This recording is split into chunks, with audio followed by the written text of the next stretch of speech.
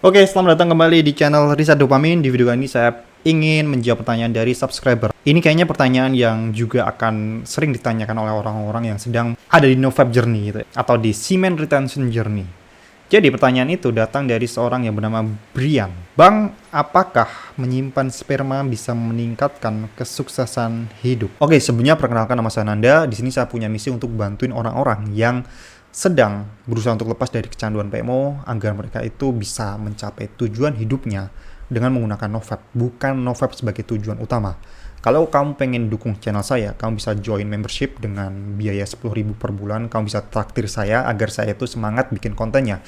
Atau kamu bisa juga dukung saya dengan traktir satu kopi saja, dan kamu bisa mendapatkan ebook Rahasia Alam Bawah Sadar untuk berhenti dari kecanduan PMO. Silahkan klik link yang ada di deskripsi. Oke? Dan saya udah menulis semua poin-poin dari video kali ini. Yang pertama yang harus dipahami terlebih dahulu ya, kesuksesan hidup. Apa makna kesuksesan hidup? Ini mungkin pertanyaan yang sangat klise, pertanyaan yang sangat klasik, karena yang kita tahu bahwa kesuksesan tiap orang itu beda-beda. Kenapa saya bisa bilang begitu? Karena suksesnya itu untuk siapa dulu? Saya berikan contoh.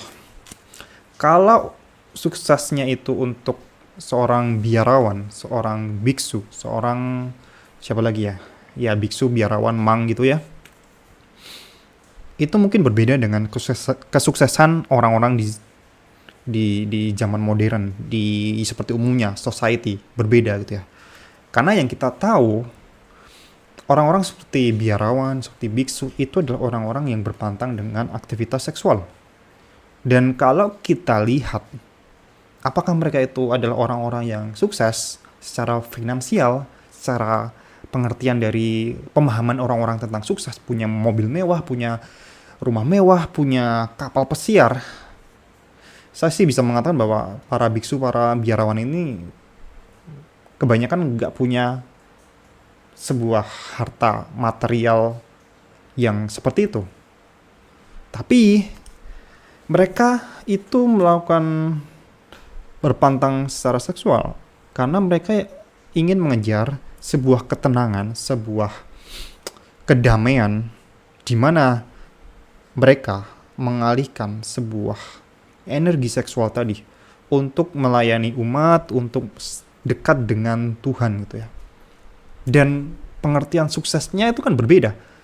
Kalau si orang-orang biksu, orang-orang mang ini bisa lebih tenang, bisa lebih damai, dan tidak punya kekhawatiran, tidak punya kegelisahan dalam urusan seksual gitu ya. Mereka bisa dibilang sukses karena sesuai dengan apa yang dia mau gitu. Jadi sukses itu subjektif ya. Tapi kalau kita mengambil dari pengertian sukses orang-orang secara garis besar, kesuksesan punya rumah, punya harta melimpah gitu ya. Sebenarnya saya juga akan tanyakan juga pada teman-teman di sini. Apakah orang-orang yang aktif secara seksual, ya katakanlah berejakulasi seminggu 2 kali, 3 kali, itu nggak ada yang sukses. Faktanya banyak juga orang yang aktif seksual, dia kaya raya. Banyak juga kayak gitu. Jadi nggak bisa di langsung di-judge gitu ya, bahwa orang-orang yang sukses itu pasti berpantang, pasti tidak berejakulasi, menyimpan spermanya gitu ya. Itu kompleks, kesuksesan itu kompleks, banyak faktor.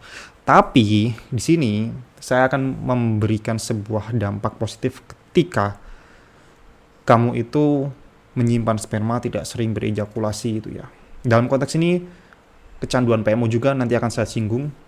Karena gini, kalau kamu bisa menahan untuk tidak melakukan PMO, tidak aktif secara seksual, kamu tuh udah bisa menahan sesuatu yang secara dorongan biologis, secara alami, salah satu dorongan terbesar dalam hidup selain dorongan untuk makan, dorongan untuk bertahan hidup ya, dorongan untuk berkembang biak itu kan besar ya, dorongannya besar, dan kamu bisa menahan itu akan melatih dirimu lebih disiplin, memberikan kontrol diri pada dirimu, dan yang lebih jelas adalah kamu bisa belajar bagaimana menunda kesenangan. Ini poin pentingnya, menunda kesenangan.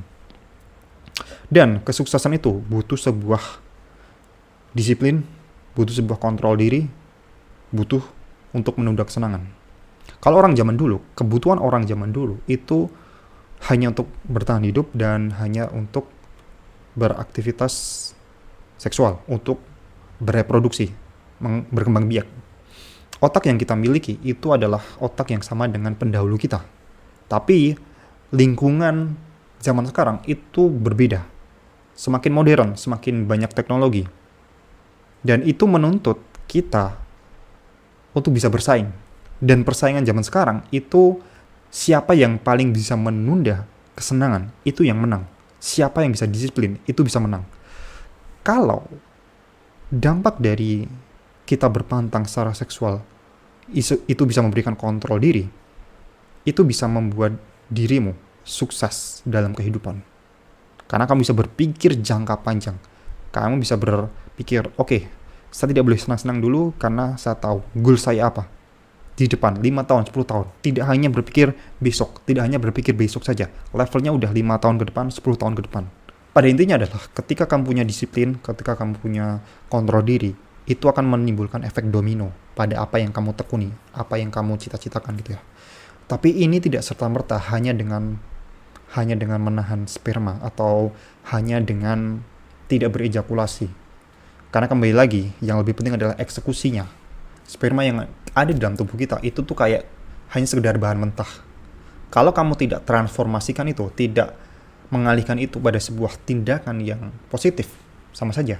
Sama halnya dengan kamu cuma nyimpen bahan bakar, kamu cuma nyimpen kayu bakar di rumah kamu, tapi nggak pernah kamu pakai untuk masak. Percuma kan? Tapi kalau kamu bisa menggunakan kayu bakar itu untuk masak, untuk kemudian dijual, dan kemudian kamu dapat uang, ya itu bisa membuat dirimu sukses dalam hidup. Poinnya adalah di sini adalah bukan berarti juga tidak berejakulasi sama sekali ya. Ini yang pengen saya tekankan. Bagaimana kamu itu tidak menjadi seorang yang kompulsif. Kamu berperilaku secara sadar. Dan orang-orang yang kecanduan PMU, kebanyakan, hampir 99% mereka bertindak atau melakukan sesuatu itu karena kompulsif. Mereka melakukan PMO karena ada sesuatu yang bermasalah pada dirinya. Mungkin stres, depresi, kemudian kesepian. Jadi pada kesimpulannya adalah, apakah menyimpan sperma itu bisa membuat kesuksesan dalam hidup? Kembali lagi, sukses setiap orang itu beda-beda ya. Dan yang lebih penting adalah bagaimana kamu itu bisa menunda kesenangan dan tidak kompulsif dalam suatu hal. Itu yang membuat kamu sukses. Bukan soal ejakulasi atau tidaknya. Banyak orang yang aktif secara seksual yang berejakulasi seminggu sekali, mereka juga mendapatkan kesuksesan yang besar juga. Jadi jangan ditelan mentah-mentah apabila ada konten-konten tentang semen retention yang seperti itulah. Semoga video ini menjawab apa yang kamu tanyakan, dan terima kasih udah nonton video sampai sejauh ini, dan sampai jumpa di video berikutnya.